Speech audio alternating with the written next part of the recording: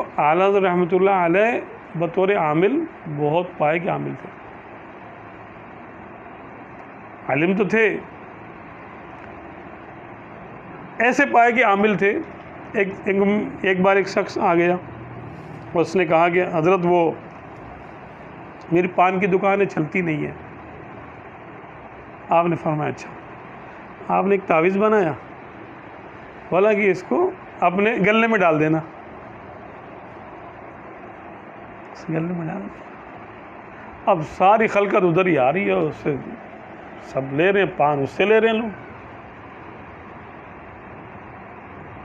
کافی عرصے کے بعد کوئی بات ہوئی تو لوگوں نے بولا یار یہ چکر کیا ہے یہ؟ کسی نے بولا یار وہ جب سے تعویذ لا کے ڈالا ہے نا تب سے وہی مسئلہ، اس نے کہیں بول دیا ہوگا اصل کہ بھائی اب تو بڑا کرم ہے، پہلے تو یہ تھا۔ بڑے مولوی صاحب سے تعویذ لے کے آیا تھا، کیونکہ اعلیٰ حضرت کو اپنے وقت میں اور اس دور میں بڑے مولوی صاحب کہا جاتا تھا۔ تو اب تعویذ کسی نے نکالا، کھولا، کیا لکھا ہوا تھا اس پر؟ حضرات پان یہاں سے خریدیے۔ تصرف دیکھیں آپ، تسخیر، کہ آپ کے قلم میں تسخیر تھی۔ جو آپ کا قلم،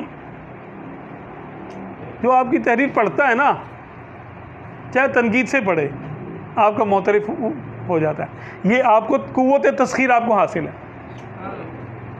کتنے سارے بد مذہب تھے وہ آپ کے خلاف شروع ہوئے، پھر سنی ہو گئے، بولا یار یہ تو وہ بات ہی نہیں ہے جو ہم کو بتائی گئی تھی۔ آپ کے قلم کا جو، یعنی جس نے تحریر پڑھی وہ آپ کا اسیر ہو گیا۔ ولایت آپ کی اپنی جگہ ہے، آپ نائب غوث اعظم ہیں، آپ اپنی جگہ پہ مجدد ہیں، مجدد وقت ہیں، ٹھیک ہے۔ اور تسخیر کیا ہے آپ کی، اور عملیات آپ کی کیسے ہیں؟